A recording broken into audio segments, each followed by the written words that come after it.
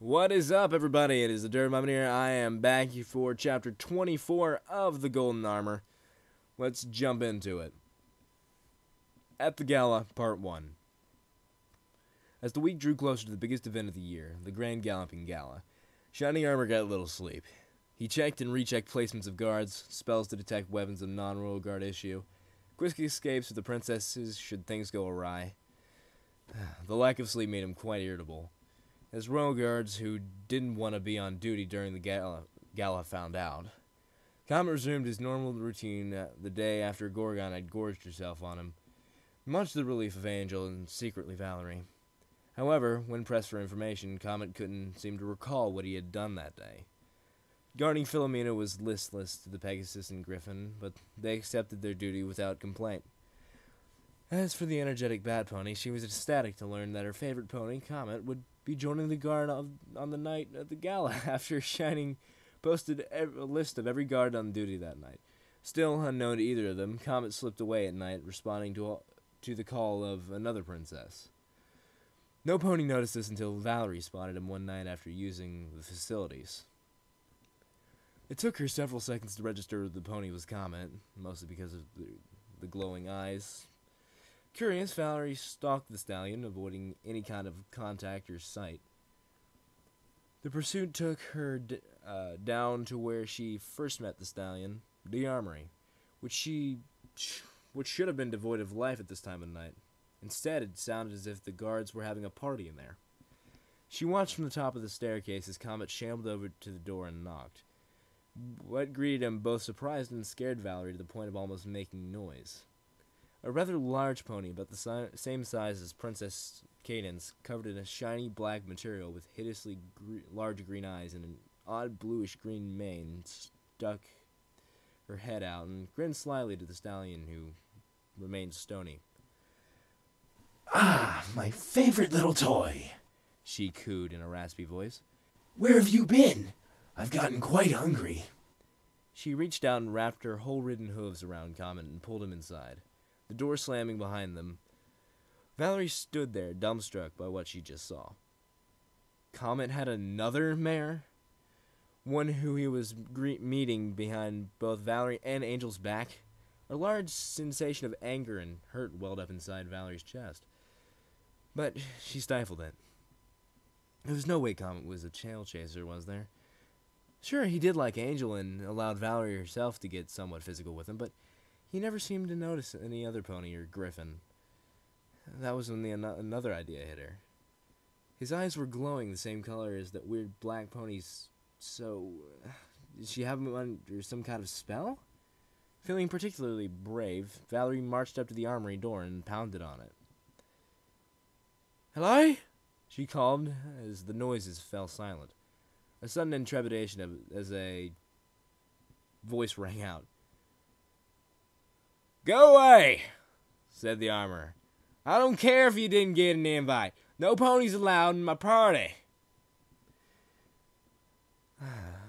"I know a stallion by the name of Comet is in there," Valerie shouted in return. "I want to talk to him now." Silence ensued for a couple seconds, and the armorer shouted a reply. "Who's this?" Valerie took a deep breath and yelled, "It's Griffin Friend." Shuffling could be heard from behind the door as ponies moved around, and soon the door creaked up and revealed the familiar orange coat of Comet, along with his normal red eyes, which were glaring at the Griffin. "Why are you here, Valerie?" he demanded. "Why are you here?" she retorted. "I'm here with my friends. Something you wouldn't understand," he rebooted, with a trace of venom in his words. Valerie grimaced at that last part, but kept her composure. "I know you have no friends outside of me and Angel," she quickly responded. "You've been making me and Angel worry about you so you could come down here and pretend to have friends."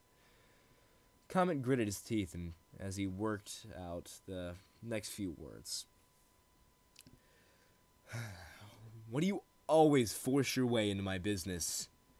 He blinked several times as he spoke, and quite a bit more before continuing. "You show up out of nowhere. nearly rape me on the first day, force your way into my relationships, and don't understand when to quit. Is it just some stupid Griffin thing to force yourself upon me because you have no life outside of fighting and dying? To that, Valerie had no answer other than a small squeak of hurt. Tears began to form around her eyes as she said, Well, at least I'm not a baby over my dead siblings. Comet's eyes widened before narrowing into deadly arcs. What did you just say? He asked, almost hissing at her. You heard me, Valerie almost shouted in return.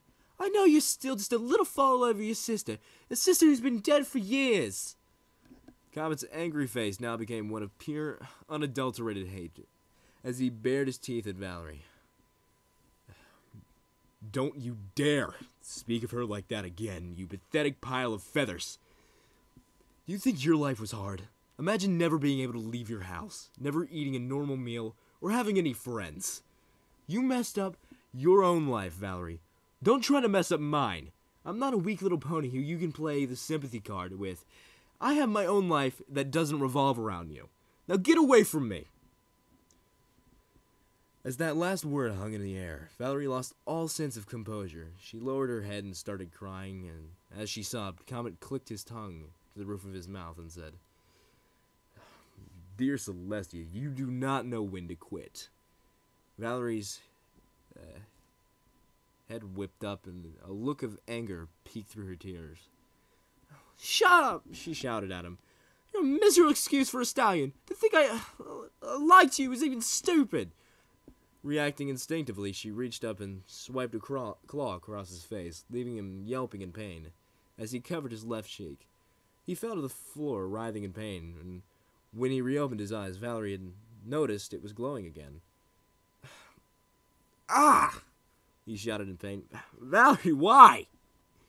The Griffin was about to say something hurtful when Comet wailed in pain again and clutched his forehead instead of his cheek, and tossed and turned on the ground as his eyes glowed brighter, and started mumbling. Stop telling me what to do! Suddenly, he stopped convulsing and stood up as if nothing happened. He turned and glared several daggers at the Griffin before walking back into the room. The door slammed shut before Valerie could enter, leaving her with a lot of unanswered questions. As the door started to open, Valerie darted away, and bolts of green magic followed her. The Griffin ran and flew at the same time, trying to desperately maximize her speed as bolt after bolt barely missed their target. One thing stuck in her mind as she ran back to the bunks. Comet wasn't himself. She felt incredibly sorrowful as she ran, hearing the words they exchanged in her mind. She should have known Comet wouldn't say such things to her, especially since she felt he did like her too. Her thoughts were interrupted, though, by a royal guard who tried to swipe at her with a spear. Valerie just managed to duck it and dug her claws into the carpet, trying to slow down. She spun to face the guard, who was glaring angrily at her before jumping with the spear tip pointed at her. Valerie nimbly dodged it by spinning to her left and swiped the guard with her claws. The golden armor gained several scratches, and only one swipe found a piece of flesh. But the guard didn't bleed. Instead, several long black scratches stayed on his pelt as he swung the spear at her again. Valerie, her years of training in the Griffin Kingdom kicking in, ducked it yet again and reached out with her left claw to grab the weapon. She felt the solid wood in her palm and closed around it, swiping at the guard's face with her right claw. She made her mark as three particularly long black hairs appeared on the guard's face, one passing directly over his eye. Underneath the eye came a light blue glow and a hiss coming from his mouth. With the spear still in her claw, Valerie pulled it back to her, smashing the hilt on the back of the guard's helmet. His head recoiled forward, and Valerie grabbed his chest piece with her right claw. She tugged at it, and he began to flip over. His face collided with the floor and acted like a pivot point as he rolled over. Valerie wasted no time by flapping her wings to get higher than the guard and landed on top of him, bringing her claw back onto his face. While she successfully pulled the spear away, she pulled the hilt up into her right claw and brought it down. The guard had just enough time to reach up and block her from smashing it into his neck by holding it up. Valerie's angry gaze shifted down and met the eyes of the guard. "What are you?" she hissed through her clenched beak. The guard simply responded with a hissing noise and kicked the griffin off of himself. Valerie monopolized on this and made a hasty getaway as the guard pulled himself up. He hissed angrily and put a hoof over his eye. Valerie, for her part, was flying through the hallways, attempting to reach Angel. She had to tell her what she saw about Comet. Down in the armory, Gorgon hissed angrily as she worked on the spell that she had used on Comet. Apparently, it was flawed enough for that griffin to overpower it. She could only wonder what the Bat Pony would do to it as she worked. A changeling ran up to her and reported the griffin had gotten away. She screeched at that and thought while she worked. Get some pony over to Shining Armors right away and report that the griffin attacked 2 fellow guards and is crazy. She won't get very far with us and the guard after her. Okay, so thank you guys for listening. That was chapter 24 of the Golden Armor. So yeah, leave a like, comment, subscribe, whatever the hell you want to do. Just thank y'all for listening. Have a good one.